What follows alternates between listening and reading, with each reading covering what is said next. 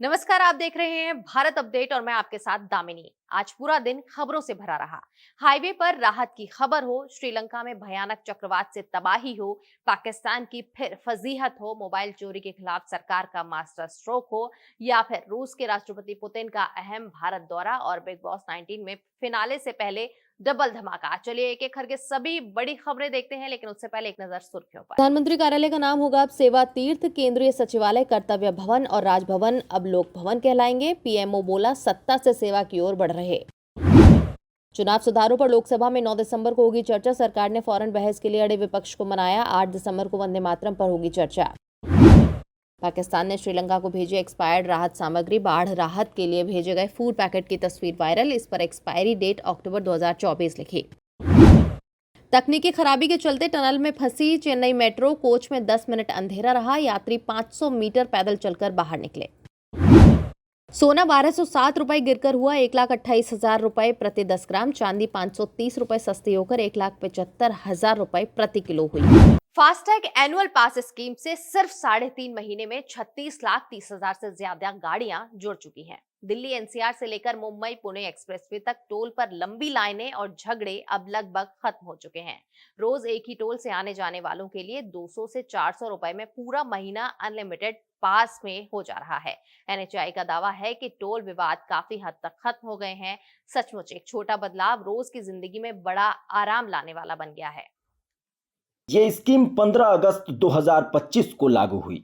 पास की कीमत 3,000 रुपए, अवधि 1 साल या 200 ट्रिप्स, जो पहले पूरा हो। केवल नॉन कमर्शियल वाहनों के लिए उपलब्ध। दिल्ली एनसीआर के कई टोल प्लाजा में 45 से 55% तक ट्रांजैक्शन इसी पास से। इलेक्ट्रॉनिक भुगतान से पारदर्शिता बढ़ी, वसूली विवाद कम हुए। पहले फास्टैग की नेटवर्क गड़बड़ियां शिकायतें थीं, पर नए सिस्टम में स्थिरता बढ़ रही है। 2 पहिया वाहनों पर अभी भी कोई टोल प्रस्ताव नहीं है। रोजाना 20,000 तक नए यूजर्स जुड़ रहे हैं। वहीं 28 नवंबर से श्रीलंका में भयानक तबाही मची। अब तक 355 से ज्यादा मौतें, 366 लोग लापता हैं। राष्ट्रीय आपातकाल घोषित हो चुका है। 2004 की सुनामी के बाद सबसे बड़ी प्राकृतिक आपदा इसे माना जा रहा है। ऐसे में पाकिस्तान ने मदद के बड़े बड़े दावे किए, लेकिन जब श्रीलंका ने राहत सामग्री भेजने की बात कही तो पाकिस्तान ने हजार बहाने बना दिए और एक बार फिर अंतर्राष्ट्रीय स्तर पर पाकिस्तान की पोल खुल चुकी है। श्रीलंका में आए भीषण बाढ़ के लिए मदद भेजने के नाम पर पाकिस्तान ने प्रोपेगेंडा शुरू कर दिया। पाकिस्तान ने कहा कि श्रीलंका में राहत सामग्री भेजना चाहता है, लेकिन भारत अपना एयर स्पेस नहीं दे रहा है। ऐसा झूठ, ऐसा बहाना बनाया कि एक बार फिर पूरी दुनिया में अपनी बेइज्जती करा बैठा। जब मदद करने की औकात न हो तो हाथ बढ़ाना ही क्यों। पाकिस्तान के झूठ को ध्वस्त करते हुए भारत ने कहा कि उन्होंने मात्र 4 घंटे में क्लियरेंस दे दी थी। 1 दिसंबर दोपहर 1 बजे पाकिस्तान ने फॉर्मल रिक्वेस्ट की भारतीय एयर स्पेस में उड़ान भरने के लिए, और भारत इंसानियत की मदद की खातिर मात्र 4 घंटे में सारी फॉर्मेलिटी पूरी करके क्लियरेंस दे दी। अगर पाकिस्तान चाहता तो 2 घंटे के भीतर श्रीलंका में अपनी मदद पहुंचा सकता था, लेकिन कैसे पहुंचाता, नियत ही नहीं थी। उल्टा पाकिस्तान ने बहाने बनाना शुरू कर दिया। अपने आधिकारिक चैनल के जरिए पाकिस्तान ने क्लियरेंस ना देने का आरोप लगाया, जिसे भारत ने पूरी तरह खारिज कर दिया। अब कोई आपका फोन चोरी करके IMEI बदलकर नहीं बेच पाएगा। सरकार ने नया सख्त सिस्टम लागू किया है। चोरी या गुम होने की रिपोर्ट करते ही फोन पूरे देश में ब्लॉक हो जाएगा। मोबाइल कंपनियों को नया सॉफ्टवेयर अपडेट करना पड़ेगा, इसीलिए उन्हें मिर्ची लग रही है, लेकिन 130 करोड़ मोबाइल यूजर्स के लिए ये बहुत बड़ी सुरक्षा है। भारत में साइबर खतरे दिन ब दिन बढ़ रहे हैं। चोरी हुए फोन, फर्जी IMEI नंबर और धोखाधड़ी वाली कॉल्स हर दिन नई चुनौती सामने आती है। इन्हीं खतरों को रोकने के लिए सरकार ने एक बड़ा और कड़ा फैसला लिया है। अब हर स्मार्टफोन कंपनी को अपने नए फोन में संचार साथी ऐप पहले से इंस्टॉल करके ही बेचना होगा, और खास बात, यूजर चाहे भी तो भी इस ऐप को हटा नहीं पाएगा। संचार साथी ऐप कोई साधारण ऐप नहीं है। यह चोरी हुए मोबाइल को ट्रैक करता है, संदिग्ध नंबरों की जानकारी देता है और किसी IMEI नंबर की वैधता का तुरंत पता लगा सकता है। सरकारी आंकड़ों के मुताबिक इसी ऐप की मदद से अब तक 3.7 मिलियन से ज्यादा चोरी या गुम हुए फोन ब्लॉक किए जा चुके हैं और 30 मिलियन से ज्यादा फर्जी मोबाइल कनेक्शन बंद हो चुके हैं। सिर्फ अक्टूबर में ही 50,000 चोरी हुए स्मार्टफोन खोज निकाले गए।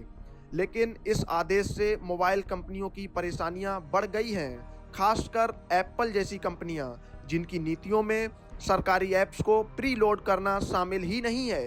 कंपनियों ने दलील दी है इस बड़े बदलाव पर उनसे कोई राय नहीं ली गई और इसे लागू करने के लिए सरकार की तरफ से मिले 90 दिन काफी नहीं है। लेकिन सवाल आता है, आम यूजर के लिए क्या बदलेगा? सच कहें तो बहुत ज्यादा नहीं। आज भी फोन कंपनियां कई प्रीलोडेड ऐप्स देती हैं। ऐसे में उनसे एक और ऐप शामिल हो जाने से आपको बहुत ज्यादा फर्क नहीं पड़ेगा। संचार साथी उनमें से एक और नाम जुड़ जाएगा। लेकिन इसका फायदा बड़ा है। किसी भी समय फोन चोरी हो जाए, IMSI या IMEI चेक करना हो या किसी संदिग्ध कॉल की शिकायत करनी हो, सब कुछ इसी ऐप से हो जाएगा। सरकार का दावा है कि यह ऐप राष्ट्रीय स्तर पर मोबाइल सुरक्षा को मजबूत करता है और अपराधियों के लिए चोरी के फोन को बेचना मुश्किल बनाता है। यूक्रेन युद्ध के बाद पुतिन का पहला भारत दौरा होने को है। 2 दिन की यात्रा में पीएम मोदी से कई दौर की बातचीत होनी है। वहीं सुकोई 57 स्टेल्थ फाइटर S-400 की अतिरिक्त यूनिट्स रेलॉस समझौते पर बातचीत होनी है, जिसे रूस की संसद ने मंजूरी दे दी है और वहीं अब भारत की नौसेना को आर्कटिक तक पहुंचाएगी। तेल, गैस, व्यापार और रक्षा साझेदारी में भी नई ऊंचाई की उम्मीद इससे जग रही है। सबसे ज्यादा चर्चा है सुखोई 57 स्टेल्थ फाइटर जेट और S-400 एयर डिफेंस सिस्टम की। हाल ही में ऑपरेशन सिंदूर में S-400 ने शानदार प्रदर्शन किया है, जिसके बाद भारत इसकी और यूनिट खरीदने पर विचार कर रहा है। दूसरी बड़ी खबर यह है कि रूस की संसद के निचले सदन ड्यूमा में भारत के साथ हुए रेलॉस समझौते, रेलॉस यानी reciprocal exchange of logistic agreement की पुष्टि के लिए आज मतदान भी होने वाला है। इस समझौते के तहत भारत और रूस की सेनाएं एक दूसरे के ठिकानों का इस्तेमाल कर सकेंगी। इसमें ईंधन, मरम्मत, राशन और जहाज रोकने की सुविधा भी शामिल है। साथ ही संयुक्त सैन्य अभ्यास और आपदा राहत अभियानों में सहयोग भी बढ़ेगा। इस समझौते से भारत की नौसेना को आर्कटिक क्षेत्र में रणनीतिक पहुंच भी मिलेगी। समझौता 5 साल के लिए मान्य होगा और खुद ब खुद 5 साल के बाद इसका नवीनीकरण का विकल्प भी होगा।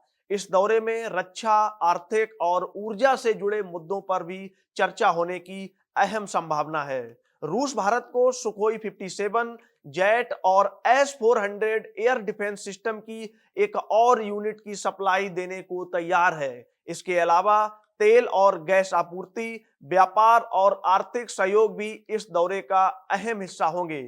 इतिहास की अगर हम बात करें तो भारत और रूस के संबंध हमेशा से मजबूत और भरोसेमंद रहे हैं। 1971 के बांग्लादेश युद्ध के दौरान रूस ने भारत का समर्थन किया था। आज की चुनौतियों जैसे कि पाकिस्तान और इंडो पैसिफिक क्षेत्र में सुरक्षा मुद्दों के बीच की बात हो तो रूस का साथ और भी अहम माना जा रहा है। इस दौरे से भारत और रूस के संबंधों में नई रणनीतिक मजबूती आएगी, रक्षा साझेदारी भी मजबूत होगी, आर्थिक सहयोग बढ़ेगा और दोनों देशों के बीच नई साझेदारी के आयाम खुलने की भी उम्मीद है। और वहीं फिनाले से ठीक एक हफ्ता पहले घर से बाहर हुई अशनूर कौर और उसके तुरंत बाद शहबाज बदेशा।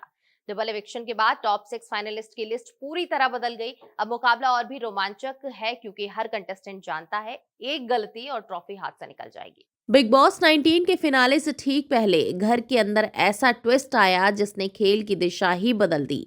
एक ही हफ्ते में 2 बड़े नाम शो से बाहर हो गए और अब टॉप 6 कंटेस्टेंट्स की लिस्ट पूरी तरह बदल चुकी है। क्या है पूरा मामला, आइए देखते हैं इस रिपोर्ट में। बिग बॉस 19 का यह हफ्ता दर्शकों के लिए सबसे चौंकाने वाले हफ्तों में से रहा।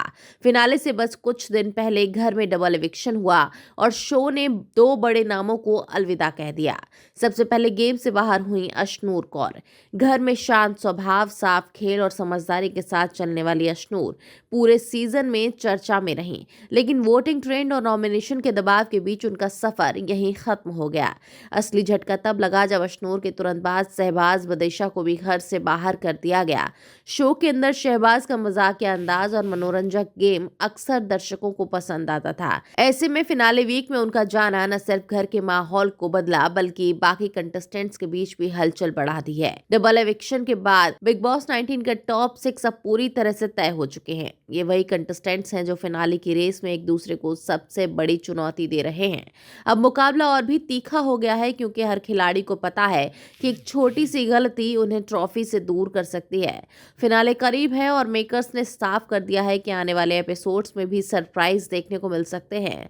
डबल एविक्शन के बाद ये सवाल और तेज हो गया कि क्या फिनाले तक पहुंचे बिना कोई भी कंटेस्टेंट बाहर हो सकता है। शो के अंदर माहौल लगातार बदल रहा है और दर्शकों की नजर अब सिर्फ इस बात पर है कि आखिर ट्रॉफी किसके हाथ लगेगी। तो बिग बॉस 19 के फिनाले से पहले बड़ा अपडेट सामने आया। अशनूर कौर और शहबाज बदेशा के बाहर होने के बाद अब घर में सिर्फ 6 कंटेस्टेंट्स बचे हैं। देखना यह होगा कि इनमें से कौन बनेगा इस सीजन का विनर। आज के बुलेटिन में बस इतना ही। खबरों का सिलसिला लगातार चलता रहेगा। देखते रहिए भारत अपडेट।